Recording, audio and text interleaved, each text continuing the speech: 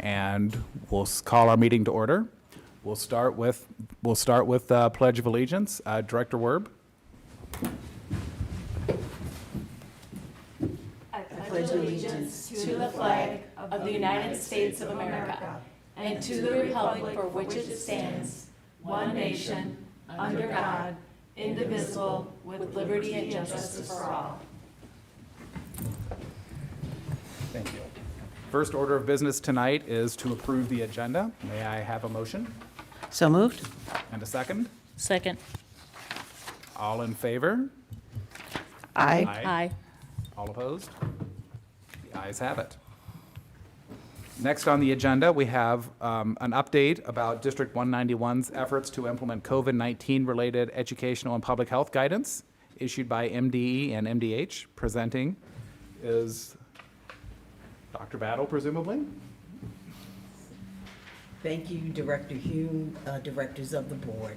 Tonight, Bernie Bean, Brian Gertjes, and I will give the COVID-19 report. We will share information related to health and safety, our draft fall in-person learning plan. First, I'll share the Dakota County and Scott County numbers published by the Minnesota Department of Health. This represents the time period from 5/16 to 5/29. Dakota County is 6.26 for cases per 10,000, a decrease from 11.57. Scott County is at 5.95, a decrease from 10.04. With that, I'll turn it over to our lead licensed school nurse, Bernie Bean, who will share more data and analysis. And following her will be Brian Gertjes, Assistant Superintendent. Thank you, Dr. Battle and Board of Directors. For next week, both Scott County and Dakota County predict that their 14-day rate will be down even more, so that's exciting. During that time period, we completed, for health services, 0 case investigations for positive individuals in our school. The previous time, just for reference, we completed 3 case investigations. The next time frame, which will be May 30th to June 12th, we will have completed 4. In terms of positivity rate, Dakota County has decreased from 2 to 1.6. Scott County has decreased from 2.3 to 1.4. And Minnesota decreased from 2.2 to 1.8. That means our community positivity rate for our school district is lower than the state positivity rate at this time. But we still have to be cautious. COVID is still there. This week, we have completed 1 case investigation. Additional Dakota County data, the 7-day average has decreased to 11 positive cases per day, and last week it was 15. This represents a 15% decrease in 1 week for positive cases in Dakota County. There has been no long-term care cases this week. There were 4 reported deaths in the past week, but we do have to remember that that's a reflection of a 14-day number 4 weeks ago, and that's when our number was in the 40s, and the daily case rates were 70 to 80. That did go up from 2 deaths the prior week. In terms of vaccination, on June 7th, Dakota County reached the 70% vaccination rate for residents 16 and up, receiving at least 1 dose. The current coverage rate for this week is 71.1%. Scott County reached their 70% this week for the individuals that are 16 and up in Scott County. For students 12 to 15, the coverage for Scott County increased from 40% last week. It increased from 37% last week to 40% this week. And those are the individuals that have received at least 1 dose of the COVID vaccine. Dakota County jumped from 34.7% to 68.9% this week. So they doubled their vaccination coverage for the 12 to 15-year-olds. That increased vaccination rates in our community is exciting, and I believe it represents the partnership between school and community as we work together, striving for the health and safety of our students. And it's really exciting to have those numbers as we start to prepare for fall. And with that, I'm going to turn it over to Brian.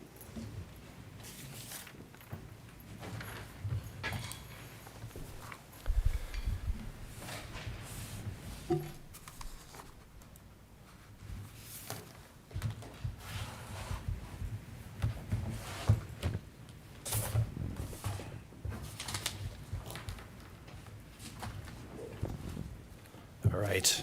Thank you, Bernie. Board of Directors, Superintendent Battle, thank you for this opportunity to address you and describe what we're looking at it for our return to in-person learning, deliberate language based on what we have as a requirement from the state of Minnesota, trying to comply with the federal requirements related to ESSER 3 funding is the purpose and why this proposal, or this plan, I should say, is coming before the board at this time and on this timeline. We actually didn't learn of this requirement until the last week of May, and we're required to develop this plan and have it posted for public feedback and comment by June 20th, within 30 days of a backdated date from the time that we actually became aware of this requirement.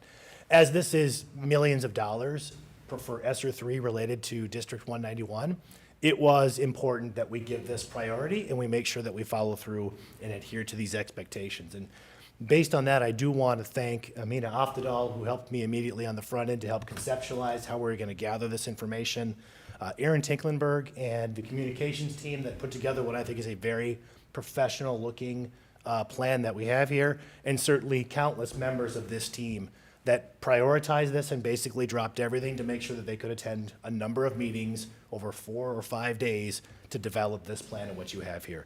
I think from the beginning, even though there was a little bit of frustration with the communication, the timeline to develop this, we understood this is still a good product. I'm sure there are a number of members of our community that want to know, what is fall gonna look like? Even if it is in conceptual stages, just people having the understanding and starting to visualize what fall is gonna look like is important. And I think we look at that positive side of, we've been planning as a part of this process, as this board knows, if we talked about at this table many times, we have a team that's regularly been planning our learning model shifts. We were still in that process. This is just a different format and timeline than we had expected. But again, positive things coming out. And as we go through this plan, what I want to stress, as Bernie Bean talks about, COVID's still with us. This is a plan that talks about starting school on September 8th.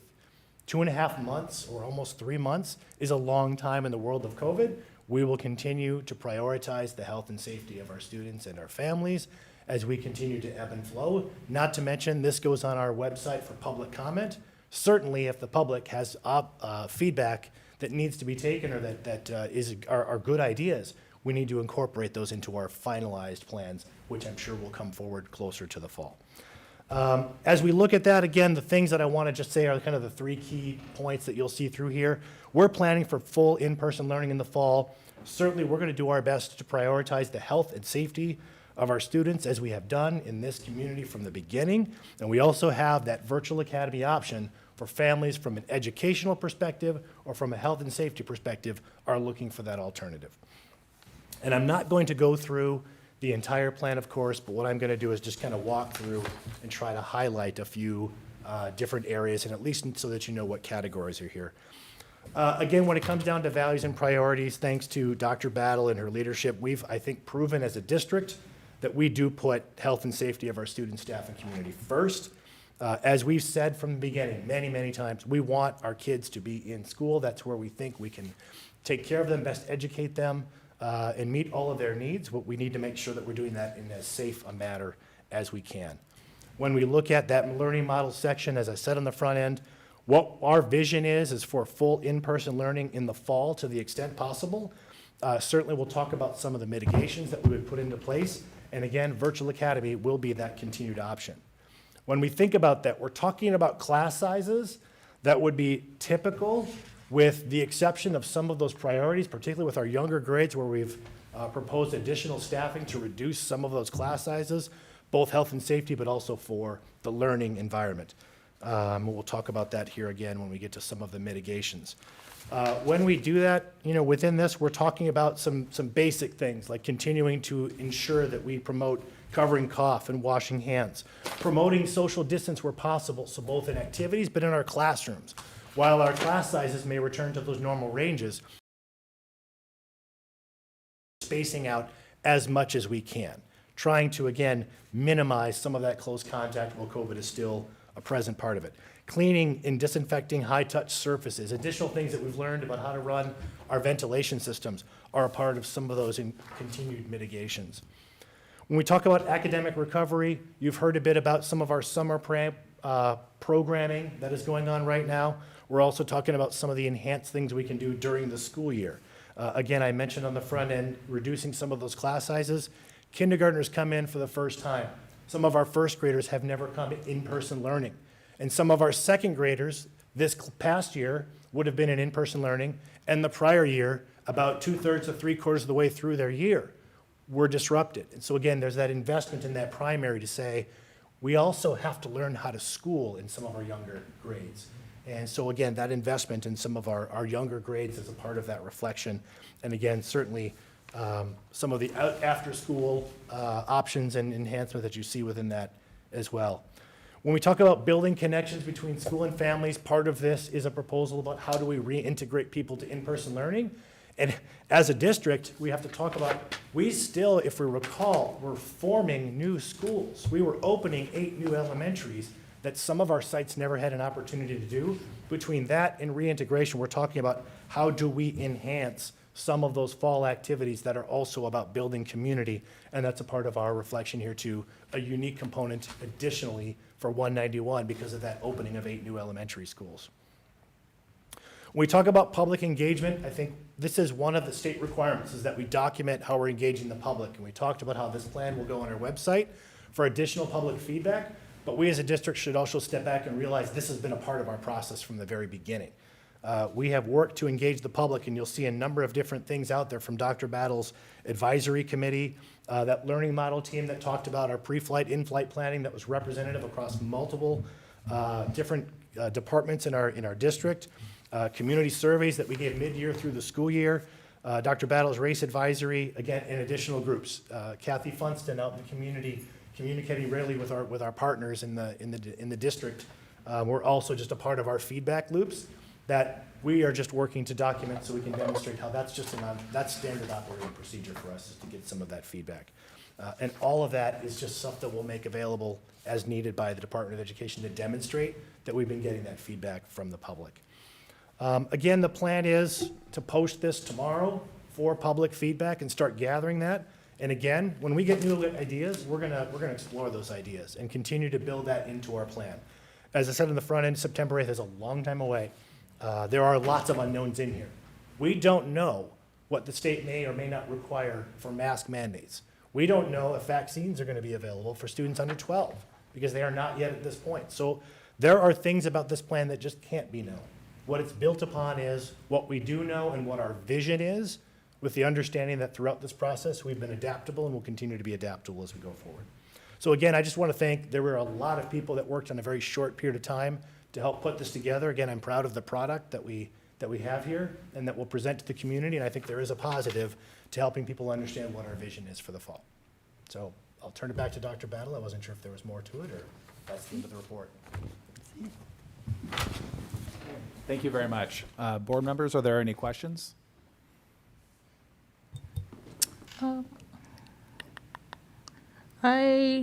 Well, this question is regarding the younger kids, like kindergarten, first grade. The supplies that they use, toys or learning supplies, are those always sanitized daily? Do you know? I don't know You don't know that? information Okay, about that's just sanitation. I know that we moved towards having students with their own individual sets of things. So when you look at the plan, for example, Chromebooks individualized so that you don't share high contact items. I'm not sure what the plan is as far as cleaning and sanitizing those individual items. But part of the plan is to regularly clean and sanitize high touch surfaces. Thank you. I also noticed that the overtime for when, let's see, was it for, yeah, for closed school days, I believe it was, jumped from time and a half to double time? I was just wondering. Which page of the, That was on section 2 of where it said overtime. I'm, It's, way down there where the section where overtime and then it's. is it's that the 1, 2. Oh, contract? that's the contract. Oh, then, okay, never mind. I Yep, just got I'll be I presenting got my that later. notes in the wrong place then, okay. Yep, I'm a little ahead of the game, okay, never mind, sorry. yep, So then, never mind, no problem. We'll be there in a few minutes. okay. Any other questions? Yes, and yes, thank you, Assistant Superintendent Grissett and team who helped pull this together. I know, talking with Dr. Battle, it was really clear that this was a huge demand on time and effort. So, I have appreciated the in-flight analogy because it really does keep us thinking moving forward. You had talked about transition, supporting the younger students, K1 and 2. Can you, I know there are other students like our, I guess they would be this year's 7th graders and the 10th graders, who also might not have experienced in-person learning at their new school. How are we supporting them? Yeah, so what I would say is that what we don't have out is like a conceptualized plan, like as clearly as 9th grade, Link Crew, 6th grade web is part of that transition into those schools. There's an acknowledgement that there needs to be something. There have been iterations of proposals that I don't think are ready for public consumption, but I can assure you, our middle school principals are cognizant of what we're gonna do about needing to do something with 7th grade, and similarly, high school looking at 10th grade. So I know that, for example, there were some discussions around a variation of web and link, but I'm not yet ready to say what that plan is, but it is in the works, and certainly something we can update the board on in the future as that becomes more clear. And I think that'll be reassuring. I think that'll be reassuring for parents, particularly of middle schoolers who, middle school is such a unique time in a student's life, knowing that you're already planning and thinking about those students. One other additional comment, if the board remembers, Director Alt, members of the board, we had a presentation from about the 9th grade success team. And so remember, those rising 10th graders have had the advantage of having that focused effort. And there will be plans to continue to support them from the high school administration and counseling staff. As So that's 10th the other graders, piece. as 10th graders. Yes. Got it. Okay, thank you. And I know that this past year, advisory at the high school was a new thing. Can you speak to, what's being done to ensure that equitable and enriching experiences are available across the board in high school and that? Yeah, I would say it's a similar conversation in that it is being discussed. There are reflections based on how things went this past year with advisory. I think there were a lot of positives that came from it as kind of a newer program, but obviously with everything, there are some, learning curves as well. And so I think part of that is just a matter of trying to create some consistency across the different groups, and it's just making sure that everybody has the individualized supports that they need. So again, similar, these might be really good reports to come back to in the fall when they've had a chance over the course of the, there hasn't been a lot of reflection time, seeing that we just graduated our seniors last Friday, and with all the changes from the spring, giving them time kind of after the fact to sit back and look at it in its totality, so. Awesome. And I guess the last comment is really, depending on what kind of input or, comment we get from the community, it might be interesting to, learn what, if any, impact, their impact had, that their comments had on this plan. Sure, yep, Thank you. yes, absolutely. Thank you, Chair. Any other questions? All right, yeah, I'll just echo what Director Alt said, that I know this was a heavy lift, no doubt for you and the team, and I think you have the bones of a good fall plan, and I will look forward to seeing how it continues to evolve between now and, as you said, in the world of COVID, a lot can change in almost 3 months. So how it continues to evolve in the next couple of months will be interesting, I'm sure. Thank you. Thank you.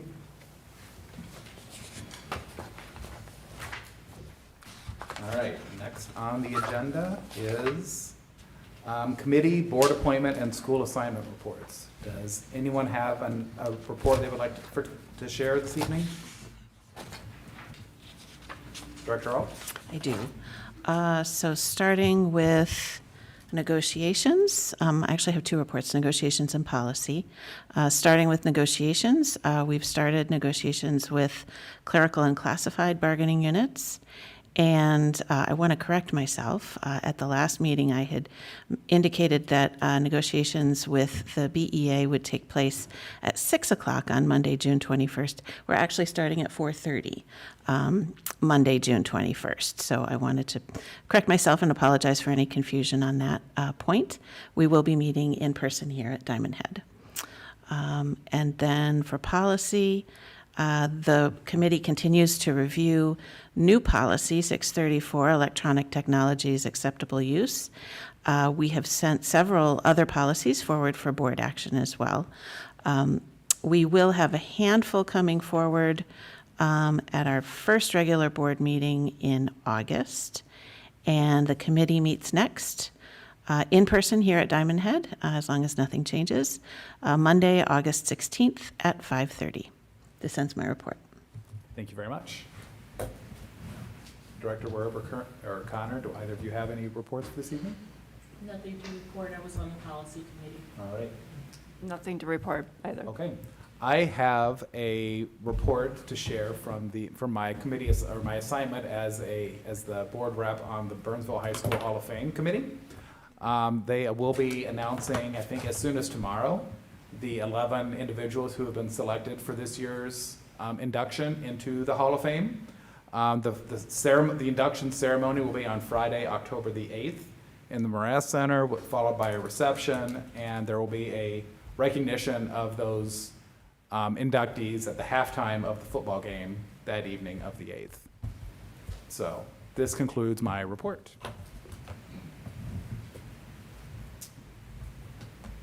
All right. And what is next?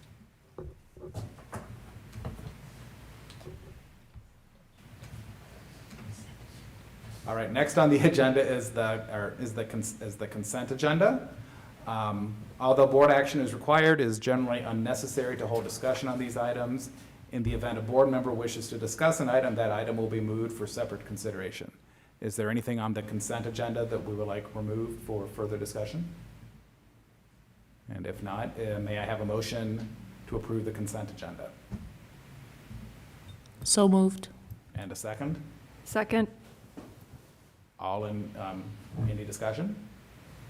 All in favor? Aye. Aye. All opposed? The ayes have it. All right, next we'll move on to the new business portion of our agenda. First item up is establish the FY21 assigned and committed fund balances. Our speaker will be Lisa Ryder, Executive Director of Business Services.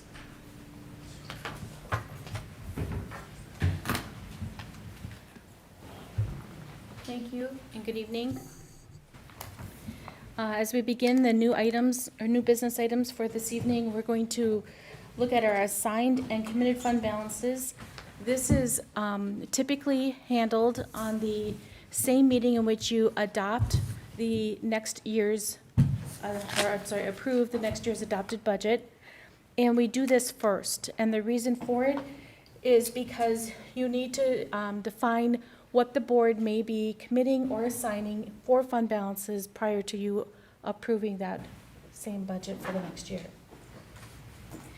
So as we take a look at this, Fund Balance Policy 714 has been revised back in 2018 for GASB Statement Number 54.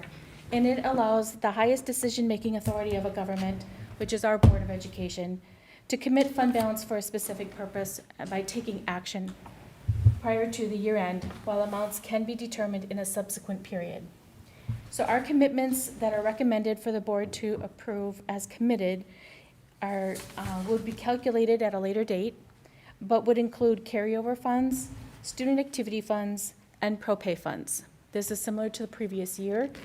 And prior to that, the only thing that was excluded was the student activity accounts because they were not a part of the general fund previously. But in FY21, they will be. The same fund balance policy also states that the school board, by majority vote, may assign fund balances to be used for specific purposes when appropriate. It goes on to talk about, and you can read this in the recommendation, the fact that the board may appropriate existing fund balance that might be used to eliminate projected budgetary deficit in the subsequent year's budget.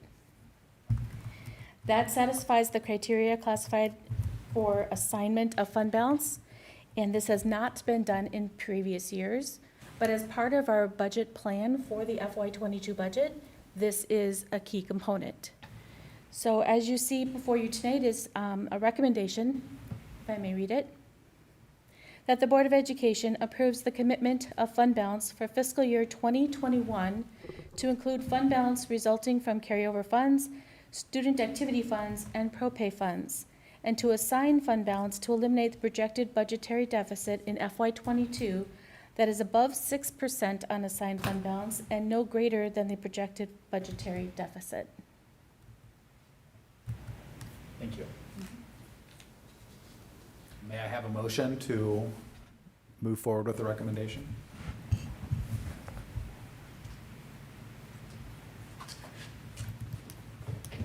So moved. And a second? Second? Any discussion? Questions? All right. All in favor then? Say Aye. Aye. Aye. Aye. Any opposed? The ayes have it. All right, next is approve the final FY22 adopted budget. Our speaker is Dr. Teresa Battle, the superintendent, and Lisa Ryder, executive director of business services. Thank you. This evening, we will just review the recommendation at a high level, as most of this information was covered in our slides in the last board meeting. In addition, very detailed information was provided in the board packet as well. And so the recommendation does list every fund, and identifies the total revenues and the total expenditures for each fund, and the increase or decrease to fund balance. This is for FY22. We did utilize a assumption that the general education funding formula would not increase. It would be remaining at 0% increase and be the same as it is in the current year. We had similar class sizes as we've had in the past.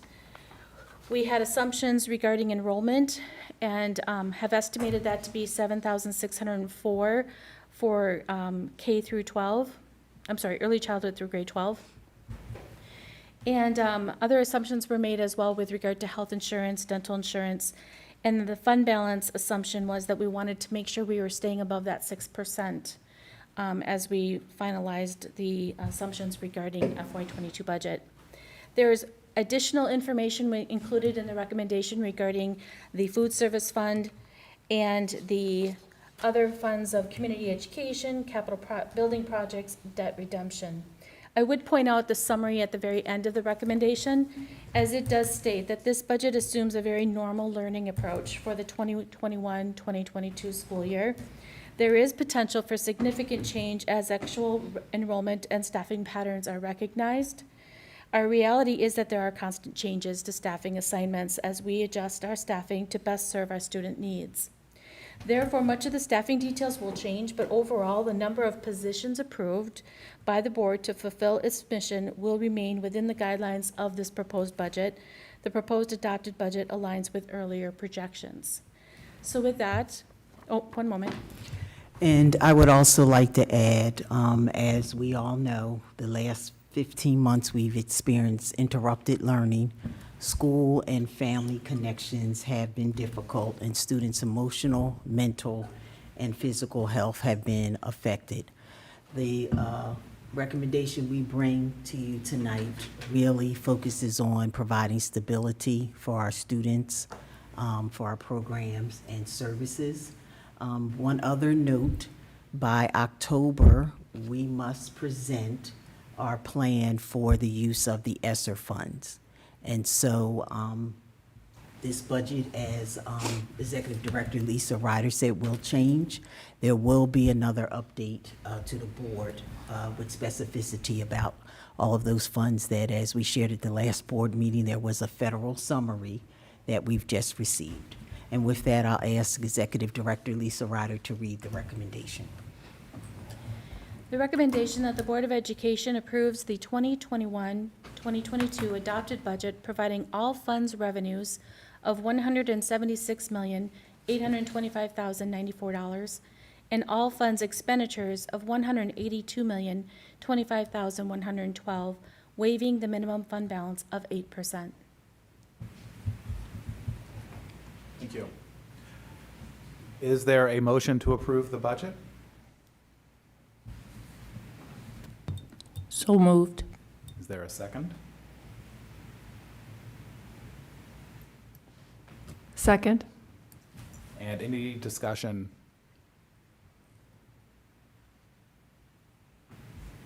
Okay. Oh, Director Alt? Thank you. Just a couple of questions. I had quite a few questions leading up to tonight, and thank you for all of those responses. I appreciate those. The one thing that I noticed when I reviewed my notes is that I guess I'm not tracking the methodology that is used to account for open positions, because in some cases, the position is labeled as vacant. In some cases, there is no listing of the open position. And in other cases, I think those are probably the two that really jumped out at me. Why is it that we do it that way? What is what is your methodology in terms of choosing which vacant positions are included in the budget versus those that aren't? Vacant positions are listed in our our Skyward system in different manners. It matters, it depends on whether it's a new position or whether it's a recurring, a replacement position, is my understanding. And at the time of running the reports, it's those positions that we're aware of that are vacant at that time. As we have additional open new positions, in the case, for example, of our federal funds, we did not include those individual positions for what we anticipate will be there. The 12 we knew of, you would see in there, right? But additionally, beyond that, since they're not included, what we did is we included what I call a placeholder that allows us to include the total dollars, and so that we have our revenues matching our expenditures, and that can be then filled in as we place that, as we determine the expenditures, whether they'll be personnel or other type expenditures. So using the Project Lead the Way position at Eagle Ridge, I guess I would have expected that teaching position would have been included in the budget. Yeah, unfortunately, I just don't know the details regarding that particular position, and I would need to defer back to HR to determine how that might have been different. So I guess the request going forward, Dr. Battle, would be, and, every year, we learn something as we look through the budget, and this is one of my ahas, that it would be helpful for me and probably for anyone tracking budget to know that our positions are accounted for, whether they're new or not. If we have a known vacancy, I would think that should be noted in the budget, in the staffing detail. And, we've already gone through the transition in systems, so certainly next year, I would hope that we'll be able to be a little more transparent and kind of have those vacancies and openings not be quite so mysterious. Thank you for the question and the suggestion, Director Alt. Members of the board, what I know about the Eagle Ridge position, it was a retirement, and so I'm not sure exactly when we pulled the report to give the finance if that was already listed. So thank you for that. But that's what I know about that position. It was a retirement. Right, and that was as an example, because there were others. So, and I guess, again, stepping back, we've been talking about the virtual academy since January, and there's no mention of it in this budget. There's no mention of it in the recommendation. I'm just scratching my head as to how we're opening a new school, but we're not acknowledging it in the adopted budget. The budget that you have before you includes the same number of enrollment that we would have regardless of whether that site was virtual or not. The students would be either in the buildings or they would be in the virtual academy.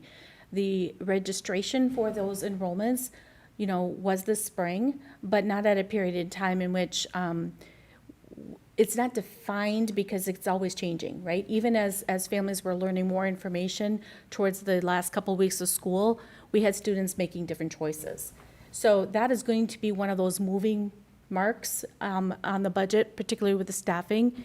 But in whole, the concept is that if students are shifting between one site to another, then we're going to make sure that we are adjusting staffing as necessary and dealing with what's appropriate for that. This is like any other site, right? So we don't list individual elementary sites or middle school sites in the budget. We group them by levels. And because we have, our virtual academy is across all grade levels, it's embedded within, just like the other sites are for the various levels. We have addressed the things that we know to be additional needs, and those are reflected in our line item budget. So what we're thinking about is having, because the current way we're formatted is by elementary, middle, high, if we could separate the virtual academy by elementary, middle, and high.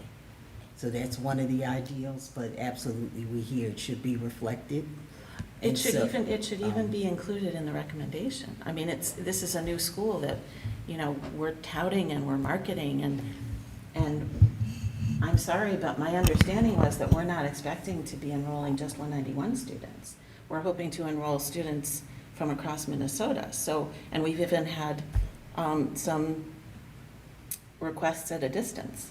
So to say that we're moving students between schools, it makes me feel uncomfortable that there is no mention of the virtual academy in this budget. But Lisa, you mentioned there's line items on things that you can kind of determine. Right, so the total includes the dollars that we would expect to spend inclusive of the virtual academy, and that's what the board is approving, are the totals. In addition, then, we provide you further breakdown by our budget units, which we don't break down by sites necessarily, so that's why you're not seeing them necessarily called out. And in order to build this, we do the line item budget. So we have that line item budget that we then roll up into these totals that you then see in these reports that are provided to you. But at the staffing detail, we do go to the site level. That's really where To the extent that we know at the time when we Right. pull these reports, which was mid-May. So there's quite a bit of change that's already occurred since then related to like, what exactly is that staffing for the virtual versus other locations and sites? As we have enrollment that may come from outside, that's one thing, right? But if we have enrollment within, then we're gonna be shifting potentially people from one building to another. We're not necessarily adding just because they've now moved to virtual. I guess I was surprised not to see the staffing detail reflecting, the FTE that was shared with us on May 27th. Well, we pulled our report May 13th, Right. because we And have to prepare when I that. compared the report that was presented to us on May 27th with the most recent details that Dr. Battle shared following up on my questions, nothing had changed as far as the staffing FTE. Okay, so I'm sorry, I'm not following. So the point is that we've had time to incorporate and be transparent in our budget about the virtual academy and the FTE that's needed. And we've known, the board received a report on the 27th. Information on FTE remains unchanged. So I'm just, it's not a complete budget. It's complete in the totals, In the totals. yes, and that's what the board's approving. The detail will be changing. It'll change throughout the summer months. And when we get to fall, that's always most accurate when you're talking about staffing.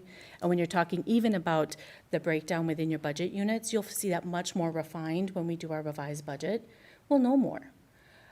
This budget the documents are prepared so that you can understand and get a sense of where those dollars are being spent. And the intent is really just to kind of be transparent about that as we know it at that moment. The challenge for us is, as we got the information mid-May and pulled it, we had 2 weeks to pull this together into a full budget, and May 27th was our deadline for having everything kind of finalized to be able to prepare then the slides and the documents that needed to be to Jamie by June 3rd. For the 10th, for you guys to be able to have that report, and then the 17th, we made no changes from the 10th to the 17th except for editing of certain things that were pointed out.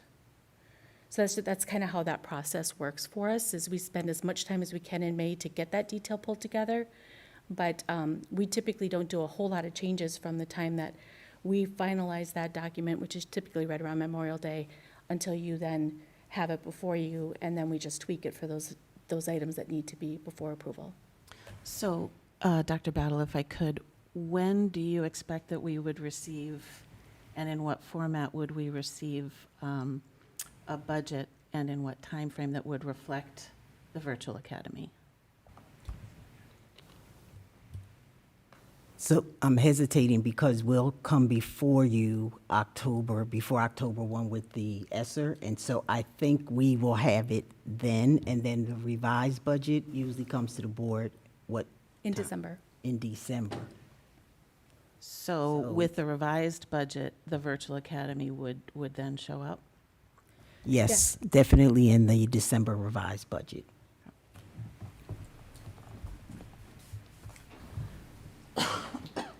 Any other questions or comments? If not, we'll call the vote. All in favor, say aye. Aye. Aye. All opposed? Nay. And the ayes have it.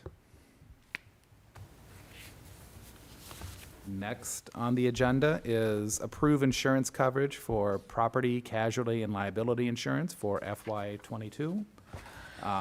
Lisa Ryder, Executive Director of Business Services. Thank you. Beginning in March, we begin to provide information to our agent of record for the property, casualty, and liability insurance, and that information is typically in the form of applications for various different insurance coverages.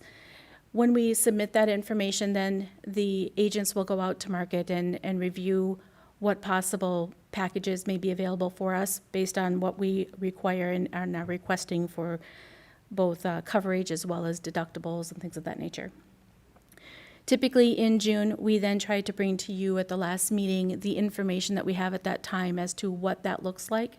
So before you, we have what has been proposed as our insurance binder moving forward for July 1st. They are still working on the details through their process, but at this point in time, what I have before you is the information listed out by the various different types of insurance that we have under our property, casualty, and liability insurances, the anticipated premium based on the information we know at this time, and the insurer. Typically, when I give this information to you at this time of year, there's not a whole lot of changes that might occur between actually binding the coverage. By June 30th, we will sign documents that will say we're binding this coverage as of that point in time. I do note here the premiums that are listed above are approximately $38,565 higher than they were a year ago. And the increase does equate to about a 10% increase in premiums as compared to the prior year. As you had indicated in last board meeting, our agent of record for this insurance is Kraus Anderson Insurance, and that has not changed since the previous year. So with that, the recommendation is that the Board of Education approves the coverage for property, casualty, and liability insurance for the 2021-2022 year with affiliated FM Insurance Company, American Alternative Insurance Company, National Union Fire Insurance Company, Pittsburgh, PA, Auto Owners Insurance Company, Admiral Insurance Company, and Benchmark Insurance Company. Thank you very much. Is there a motion to approve the recommendation? So moved. Is there a second? Second. Thank you. Any questions or discussion? If not, then we will go ahead and vote. All in favor of the recommendation, please say aye. Aye. Aye. All opposed? The ayes have it. Next is approve the proposed revisions and readopt the unchanged language in the 2021-2023 Pro-Pay Memorandum of Understanding with the Burnsville Education Association. And our speaker is Brian Gersich, Assistant Superintendent. Thank you again, Director Hume and members of the board. This evening, I'm here presenting a couple of items on behalf of our Executive Director of Human Resources, Stacy Zovine, who was not able to be here this evening. The first is related to the QComp Pro-Pay MOU with the Burnsville Education Association. As noted in board book, those major changes include updating dates, including the continuous improvement coaches on required components and payouts, and prioritizing cultural competence and staff of color in the selection of future continuous improvement coaches. I know that there's some familiarity with probably one or more of these items from past presentations as well as discussions during negotiations, conversations as well. But with that, the recommendation is that the Board of Education approve the proposed revisions and readopt the unchanged language in the 2021-2022 Pro-Pay Memorandum of Understanding with the Burnsville Education Association. Okay, thank you very much. Is there a motion to approve the recommendation? So moved. And a second? Second. Any questions or discussion? If not, then we'll take the vote. All in favor, please say aye. Aye. Aye. Any opposed? The ayes have it. And our last item on the agenda for this evening is approve the proposed revisions and readopt the unchanged language in the 2021-2023 Master Agreement with Service Employees International Union Local 284, the custodial employees. Our speaker is once again Brian Gersich, Assistant Superintendent. Thank you. And once again, on behalf of our Human Resources team, we are presenting to you that collective bargaining agreement as mentioned between the custodial employees as a part of our district. They reached a tentative agreement on May 27th, and the union has subsequently ratified that agreement later on into June. The union, which includes 71 employees, was represented by the SEIU organizer Shelley Johnson, and the district was represented by Tiffany Weiler, Tyler Daney, and Stacy Sovine.